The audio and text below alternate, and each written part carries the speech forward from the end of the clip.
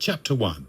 Folks out in the real world like to think Area 51 is a joke, a punchline for late-night talk show hosts, a tourist trap for tin-foil hat salesmen selling keychains in Nevada diners, or a mirage shimmering on the edge of the Groom Lake salt flats. They think the 51 stands for some arbitrary military grid coordinate, but down in the DUMB, the deep underground military base, a sprawling subterranean hive that went deeper than a dead man's secrets, the grunts and the lab coats had a different theory.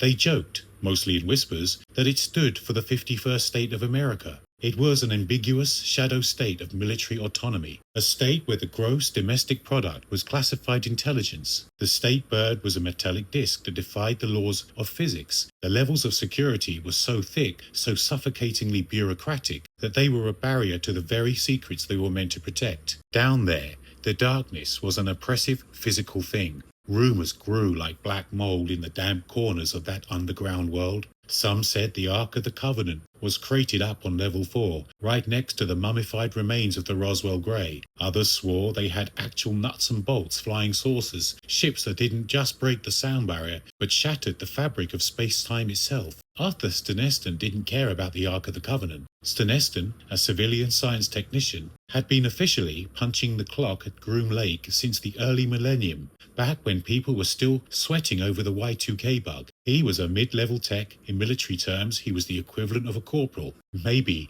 a sergeant on a good day, but with a better dental plan and a lot less physical conditioning. He had acquired just enough security clearances to know that the whispers around the internal water coolers and the bad coffee machines in the break room 4B were more than just break-time fiction. He took a sip of his lukewarm Maxwell House, wincing at the bitter taste. The fluorescent lights overhead hummed a steady, headache-inducing zzz, bzz, casting a jaundiced yellow light over the linoleum floor. He was privy to the secrets. He knew about the bodies. He knew about the ships. And, God help him, he knew he was going to steal one. Steneston looked at the digital clock on the wall. 14:02. His hands were trembling. Just a little. He stuffed them into the pockets of his pristine white lab coat. The plan was madness, a suicidal itch that had been growing in the back of his skull for months. He was going to hijack one of the Class A lunar transit vehicles, a saucer, for lack of a better word, and he was going to fly it to the moon. Why he had to go to the lunar surface was a compulsion he couldn't quite put into words, only that the pale sphere in the night sky had been calling to him,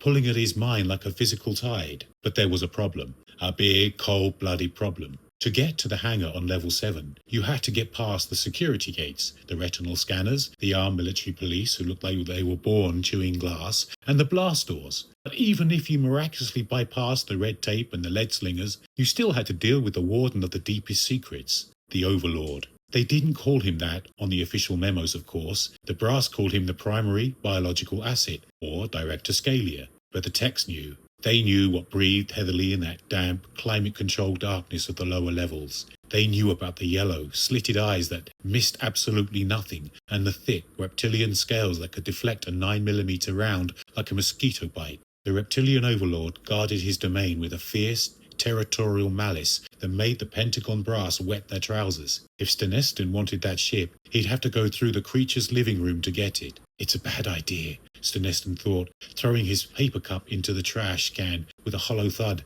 Maybe the worst idea since the Donner Party decided to take a shortcut. He adjusted his security badge, took a deep breath of the recycled, sterile air, and turned toward the elevator bank that led down into the dark, down to level 7.